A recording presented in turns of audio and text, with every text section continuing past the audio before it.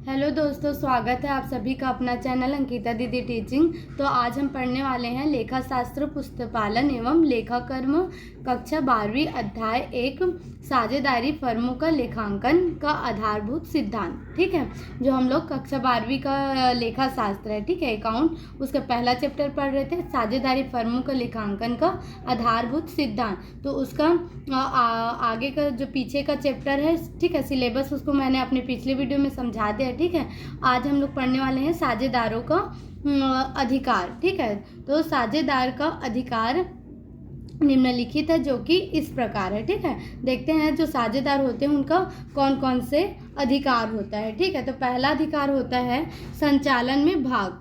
प्रत्येक साझेदार को व्यवसाय के प्रबंध एवं संचालन में भाग लेने का अधिकार होता है। ठीक है, मतलब व्यवसाय में जितने भी क्या होते हैं, साझेदार होते हैं। ठीक है, तो हर एक साझेदार को व्यवसाय में क्या करने की अधिकार होता है, प्रबंध करने की, व्यवस्था करने की, और व्यवसाय के हर एक कार्य को करने का क्या होता है, उन लोग को भी अधिकार प्राप्त होता है। ऐसा नहीं कि कोई साझेदार पूंजी लगाया है तो वो व्यवसाय में ही वही व्यवसाय में काम करेगा, या कुछ जो ज्ञान लगाया है वो नहीं कर सकता, ऐसा नहीं है। चाहे वो ज्ञान लगाए चाहे पूंजी लगाए, ठीक है, साझेदार है मतलब वो उसको व्यवसाय के जितने भी कार्य है उसको करने का क्या होता है, अधिकार प्राप्त होता है। ठीक है, अब देखते हैं दूसरा है निरीक्षण का अधिकार। ठीक है, तो निरीक्षण का अधिकार क्या होता है, निरीक्षण मतलब होता है जांच पड़ताल करना। ठीक है, तो प्रत्येक साझेदार को फर्म के लेखा पुस्तकों के निरीक्षण का अधिकार होता है। ठीक है, मतलब जो व्यवसाय के साझेदार हैं, ठीक है,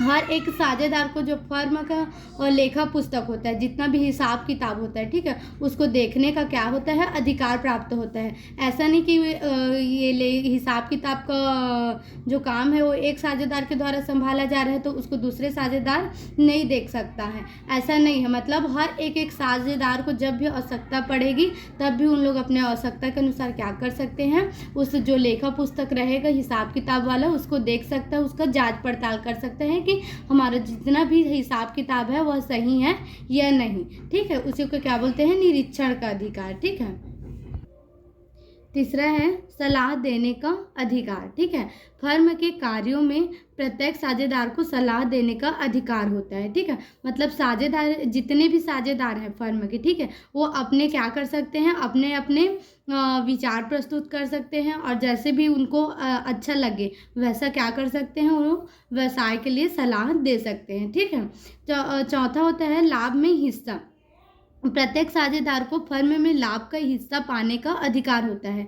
मतलब देखो प्रत्येक साझेदार जरूरी नहीं है कि पूंजी ही लगाए, माल ही लगाए, संपत्ति ही लगाए। ठीक है, कई साझेदार क्या होते हैं, पूंजी न लगा के क्या करते हैं, वो क्या बोलते हैं, अपना ज्ञान देते हैं, अपने कुशलता के आधार पर क्या बनते हैं, साझेदार बनते हैं। ठीक है, तो वो जो कुशलता के आधार पर साझेदार बने हैं, जिन लोग पूंजी या पैसा नहीं लगाए हैं उनको भी क्या होता है, लाभ में हिस्सा प्राप्त करने का अधिकार होता है। ठीक है, मतलब कोई भी साझेदार चाहे पूंजी लगाए चाहे अपना ज्ञान लगाए, कुशलता लगाए, जो भी लगाए, सभी को क्या मिलेगा, व्यवसाय के लाभ में हिस्सा मिलेगा। ठीक है, अब देखते हैं संयुक्त स्वामित्व। ठीक है, तो संयुक्त स्वामित्व क्या होता है, मतलब सभी का क्या है, सभी मालिक हैं। ठीक है, संयुक्त मतलब सभी का, और स्वामित्व मतलब वही मालिक। ठीक है, देखो प्रत्येक साझेदार को फर्म की संपत्तियों में संयुक्त स्वामित्व होता है। ठीक है, मतलब जितने भी साझेदार होते हैं व्यवसाय में, चाहे वो पूंजी लगाए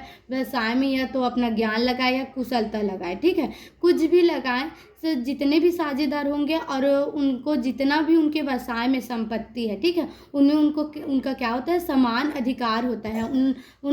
जितने भी साझेदार होते हैं, ठीक है, सभी को क्या होता है, उन संपत्तियों में समान अधिकार प्राप्त होता है, और समान रूप से सभी को क्या होते हैं, संपत्ति के मालिक होते हैं। ठीक है, अब देखते हैं छठवां, ऋण पर ब्याज पाने का अधिकार। ठीक है, क्या है, ऋण पर ब्याज पाने का अधिकार। जो हम उधारी देते हैं या लेते हैं उसी को क्या बोलते हैं, ऋण होता है ना, ऋण बोलते हैं, तो उस पर ब्याज पाने का अधिकार। अब है क्या, इसको देखते हैं। तो प्रत्येक साझेदार को अपनी पूंजी के अतिरिक्त फर्म को दिए गए ऋण पर 60% वार्षिक की दर से ब्याज पाने का अधिकार होता है।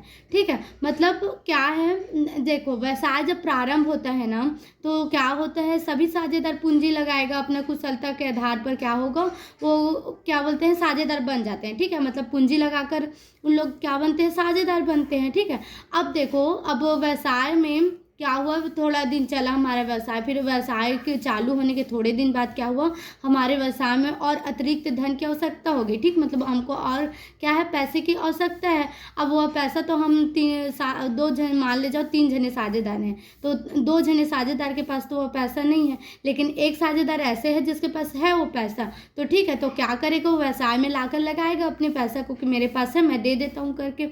तो फिर वो क्या है, अगर वो पैसा लगा रहा है तो फ्री में थोड़ी देगा, उसके बदला भी वो क्या ले सकता है, जो साझेदार है वह ब्याज ले सकता है। ठीक है, और वो भी कितने % तक के ब्याज ले सकता है, 60% तक के ब्याज ले सकता है। ठीक है, मतलब अतिरिक्त पूंजी लगाने पर क्या होता है, ऋण पर ब्याज प्राप्त करने का अधिकार होता है साझेदार को। ठीक है, अब देखते हैं अवकाश ग्रहण करने का अधिकार। अवकाश ग्रहण करने का मतलब ये नहीं है कि छुट्टी लेने का। ठीक है, अवकाश मीन्स क्या समझते हैं हम लोग, छुट्टी समझते हैं, लेकिन यहाँ अवकाश ग्रहण करने का मतलब क्या होता है पता है, अगर हम कोई साझेदार क्या हो रहे हैं, व्यवसाय को छोड़कर बाहर निकल रहे हैं, तो उसको क्या बोलते हैं, अवकाश ग्रहण करना बोलते हैं। ठीक है, तो देखो, प्रत्येक साझेदार को अन्य साझेदारों की सहमति या साझेदारी संलेख के प्रावधानों के अनुसार अवकाश ग्रहण करने का अधिकार होता है। ठीक है, मतलब कोई साझेदार, मान ले जाओ हम 3 साझेदार थे। ठीक है, अब एक जने का क्या हुआ पता है, सरकारी नौकरी लग गया। अब वो सरकारी नौकरी लग गया, तब वो बिजनेस करने तो आ नहीं सकता है, तो बोलेगा कि अब मेरा सरकारी नौकरी लग गया, अब तो मैं व्यवसाय कर नहीं पाऊंगा। तो क्या करेंगे, जो 2 साझेदार होंगे बचे हुए, उन लोग क्या करेंगे, सहमति देंगे कि ठीक है तुम मत आना, और आपका जो भी हिस्सा है उसको ले जाइए। ठीक है, और वो ऐसे करके वो क्या कर सकता है, या फिर जो साझेदारी संलेख होता है, ठीक है, उसमें पहले ही से नियम बना हुआ होता है या शर्त होता है कि आप कैसे क्या कर सकते हो, अवकाश ग्रहण कर सकते हो, मतलब व्यवसाय को आप कैसे छोड़ के जा सकते हो, उसके अनुसार क्या कर सकते हैं, जो साझेदार होते हैं अवकाश ग्रहण कर सकते हैं, मतलब व्यवसाय को छोड़कर जा सकते हैं। ठीक है, उसी को क्या बोलते हैं, अवकाश ग्रहण करने का अधिकार बोलते हैं। ठीक है, आपात स्थिति में, अब देखो आपात मीन्स क्या होता है, एकदम इमरजेंसी। ठीक है, मतलब बहुत ज़्यादा क्या हो गया, आवश्यक हो गया, उसको क्या बोलते हैं, आपात बोलते हैं। ठीक है, तो आपातकाल में प्रत्येक साझेदार को अपनी बुद्धि के अनुसार कार्य करने का अधिकार होता है। ठीक है, मतलब एकदम इमरजेंसी वाला सिचुएशन आ गया है। ठीक है, बहुत ज़्यादा जरूरी है कि हमको कुछ निर्णय करना ही है। ठीक है, लेकिन क्या हुआ, हम 3 साझेदार हैं, अब 3 साझेदार में से 2 साझेदार बाहर गए हैं। ठीक है, उन लोग अभी आ ही नहीं सकते, लेकिन अभी क्या है, हमको निर्णय लेना आवश्यक है, तो जो साझेदार वहाँ उपस्थित है वो उसको जैसा सही लगेगा वैसे ही क्या कर सकता है, अपने अनुसार वो क्या ले सकता है, निर्णय ले सकता है। ठीक है, कोई भी अगर इमरजेंसी की सिचुएशन आ गया है, ठीक है, तो क्या कर सकता है, तो हर एक साझेदार अपने अनुसार क्या कर सकता है, निर्णय ले सकता है। ठीक है, या निर्णय लेकर कार्य कर सकता है। ठीक है, अब देखते हैं नए साझेदार के प्रवेश पर रोक। साझेदार को नए साझेदार के प्रवेश पर रोक का अधिकार है, मतलब मान ले जाओ हम 3 साझेदार पहले ही हैं व्यवसाय में। ठीक है, अब 2 साझेदार ऐसे हैं जो क्या चाह रहे हैं कि मतलब एक जन और को साझेदार बनाने चाह रहे हैं। ठीक है, हम AB से 3 पहले से ही हैं, अब हम लोग 2 साझेदार ऐसे हैं जो D को भी साझेदार बनाना चाह रहे हैं। ठीक है, लेकिन जो C है वो नहीं चाह रहा है कि वो D हमारा साझेदार बने, तो क्या कर सकता है, वो रोक सकता है कि नहीं, हम D को साझेदार नहीं बना सकते। हम कब नया साझेदार बनाएंगे पता है, जब तीनों साझेदार सहमति हो कि नया साझेदार बना सकते हैं करके, तभी हम साझेदार बना सकते हैं, वरना हम साझेदारी मतलब कोई भी नया साझेदार नहीं बना सकते बिना सभी साझेदार के सहमति के बिना। ठीक है, तो आज के वीडियो में इतना ही। ठीक है, अब आगे का सिलेबस नेक्स्ट वीडियो में करेंगे। ठीक है, अगर वीडियो पसंद आए तो लाइक और सब्सक्राइब कर दीजिएगा। ठीक है, थैंक यू।